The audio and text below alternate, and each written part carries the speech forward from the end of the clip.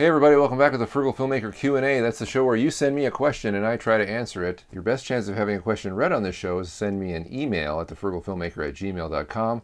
You can also make a comment below in the comment section or send me a question via Twitter at Frugal Filmmaker. Last week was Trivia Monday, and that's the first Monday of every month where I ask a trivia question to you viewers out there and you send me an answer, and the first one who gets the answer via email gets a prize.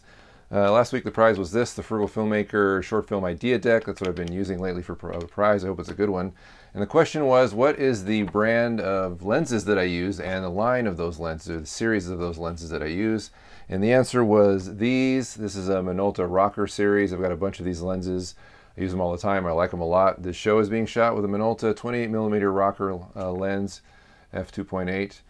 Great series of lenses. I'm trying to make an entire collection. In fact, if you have a Minolta Rokkor 85mm f2 that you're interested in getting rid of, that's an MD lens, you know what I mean. If you're familiar with Minolta lenses, then please let me know, because I'm trying to get a hold of one of those lenses to complete my set, but they're usually very expensive, so maybe we can work something out.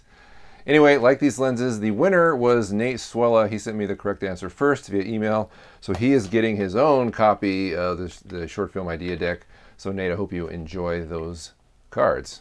If you didn't catch my video last week, it was the Frugal Cage lens support, a real simple mod to the Frugal Cage 2.0 that allows you to hold heavier lenses, such as the larger Minolta or vintage lenses that you might use, which happen to be of heavier material, such as metal instead of plastic. Okay, our first question today does come from email, and it's from Nate Wella, winner of the Trivia Monday question. And Nate asks, what is the basic timeline I should spend making my short film? Should I spend a lot of time in pre-production or have extra time in post-production with the editing and effects? This is a really great question. I think the answer is simple, but it might not be obvious. And I think that everyone should always spend the most time on their movie in pre-production. There's an old saying, if you fail to plan, you plan to fail. And I think it's true with movies as well. Whatever your film is made up of, you need to put a lot of time into preparing to shoot your film and to prepare for what it's going to take in post-production. In pre-production, you need to plan ahead to get the most out of your movie. Now, you might find that you spend a lot of time in post-production, because that does take a lot of time, I'll admit. However, leading up to production, when you start shooting, you should have all your ducks in a row, and lining up all those ducks can take a lot of time and a lot of effort and a lot of organization, getting cast, crew together, finding locations, figuring out what props you need with your production designer, and yada, yada, yada. It takes a lot of time. So I would definitely recommend spending the most time, no matter what genre or what kind of movie you're making, in pre-production, because you will only benefit in production and post-production by the amount of time you spend in pre-production. Our next question comes from Aubry Safa. I'm sorry if I butchered your name there. This summer I'm trying to make a short film which involves different locations. How can I manage shooting at different locations and save time? Also, would using an iPhone 6 Plus and Adobe After Effects, would that be enough to make a decent short film? Well, I'm just going to take that second part right off the top here and say I don't care what kind of gear you have access to. As long as you know that gear well enough to use it effectively, you can make a good short film. There's an old saying that you shouldn't be afraid of the guy that owns a lot of guns, but you should be afraid of the guy that owns one gun, because he knows that gun really well. And it's the same with, I think, simplified production setup. If you only own one camera and one editor, you know that camera and editor really well, then you know how to exploit it, and you know all the deficiencies and all the shortcomings, as well as what it does really well, and you can use that very, very effectively because you're very intimate with it. And I totally agree with that. So if you just have an iPhone 6 and Adobe After Effects, use them and make a good short film, because you shouldn't be limited by the equipment you have, but your vision and your ability to use that equipment well. As far as the second part of the question goes, as far as managing your different locations, you just have to be organized. If you have 3 different locations in your short film, and you just need to know when everybody is available at what times and when those locations are available, and be able to shoehorn and manage them into the various time slots. Actually, there's been a couple of videos I've made, or actually one video I made about creating a shooting schedule, and there was a blog post by a friend of mine about shooting, which I can leave all links below in the description to those things. Also remember that every time you do a company move, which means that you move your entire cast and crew and all your stuff to one or more locations, that it's a big deal and it's draining. So if you can do everything at one location per day, that's great. I wouldn't try shooting at more than 2 locations per day, because you're going to take a lot out of everyone's energy when you do those company moves, again, depending on how much gear you have, but it's still draining. So you can maybe shoot at one location the first part of the day, eat lunch, and then go to the second location. But if you can, I would say stay at one location all day if you can, because you'll get the most out of everyone's time and energy But again, check out those videos and see if they help you. Our next email is from Gilbert, who says, as I was a photographer, I was used to looking at super sharp images, but now with the Sony a6000, I miss the sharpness. It's good, but if I use through an adapter my Nikon 60mm f2.8 micro lens, the video is much sharper. Though I lose the autofocus in this case, and sometimes it's nice to have autofocus. Can you advise me on what lens would be better for me? Unlike many of us on a budget, it doesn't reach the sky.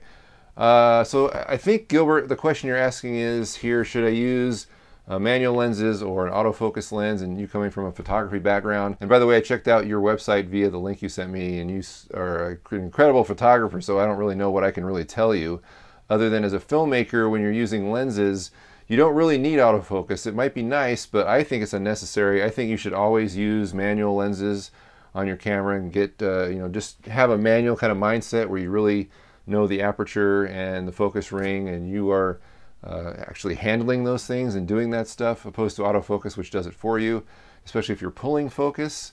But it's kind of up to you. I mean, you might have autofocus lenses and you can use those. I prefer manual lenses myself, and you pointed out the sharpness of the manual lenses, or the primes, are going to be pretty good. I don't think losing autofocus is bad at all. I think you can completely live without autofocus. However, I will admit I have a review of a product coming up in the future here that uses autofocus lenses to pull focus, and it's pretty neat. Look out for that, but in the meantime, I'd say use manual lenses. It seems like you have some manual Nikon primes. Use those. Those are highly regarded. And if you can't afford more Nikon primes, try Minoltas. They're kind of affordable. Our next question also comes from email from Graydon, who says, I'm looking to transition into an interchangeable lens camera, and I'm looking into the NEX5N. That's the Sony camera that I'm using here. I would like to know the pros, cons of the camera, best lens to use, and settings to use with this camera. That's kind of a big question for the Q&A show, but I'm going to try and hit all the major points I can here. I've been using the Sony NEX5N for a while. It's a discontinued camera. In fact, the whole NEX line has been discontinued. I believe now Sony is going to the A line, Sony A, 5000, 5100, 6000, 3000. There's no NEX, although they're basically the same cameras, so you could look at that line as well. Some things I really liked about the NEX5N, why I picked it was mirrorless, so I could easily adapt vintage lenses to it. I'm a big vintage lens fan, as many of you know. It produces a good image. It's small and compact. It wasn't that expensive. I think I paid $500 for mine with a kit lens at the time, and you can get some really great deals on this line of cameras in this same basic price range, and it gets you a really nice HD image. You can also do 60 frames per second on these cameras, which means you can have slow motion. If you're doing a normal 24 frames per second movie and you shoot at 60 frames, you can slow that footage down and it looks really, really good. That's a definite perk. If you plan on upgrading to a camera like the Sony a7S or the Sony a7, which is a full frame camera, that camera uses all the same batteries and it's the same lens mount as the NEX line or the A1000 line. So that's something to think about if you're thinking about someday upgrading to those more expensive Sony cameras. That's a perk. As far as things I didn't like about the NEX line or the 5N, I didn't like the camera mount. The tripod mount on the bottom is really ill designed. It's not flat against the bottom of the camera, but it kind of sticks out on the bottom, which can create wobble if you're trying to do focus pulling or something like that. I actually had to buy a special mount for the bottom of my camera that would help stabilize this sort of weird U shape on the bottom, so I could put it into a quick release plate. And that problem was solved, but that just seems kind of like a bad design. Also, it has really bad jello shutter, which means if you try and do swish pans, you're going to get that bending image, which is awful. I hate that, and sometimes swish pans are important in a movie, and so that's really irritating. But it's an inexpensive camera, so you're going to get those limitations. Moire as well is kind of bad on this camera. If you even notice that or care about that, you're definitely going to see it on this camera. So be aware of those things. It also has overheating issues, which a lot of these cameras do, which you can kind of help get around by peeling the sticker off from behind the camera underneath the folding LCD monitor. Will help that. But anyway, just quickly, that's some of the pros and cons of this camera. Again, I still like it. I'm glad I bought it. Don't regret it at all. In fact, I'm thinking about picking up another 5N on eBay or something like that as a B camera, because often when I use this camera in my videos, I have to pull out my old camcorder to shoot me showing the camera and things that I'm doing to it. I'm actually thinking of picking up another camera because you can pick them up cheaply at for a body about $200. That's a great deal. These are really good cameras.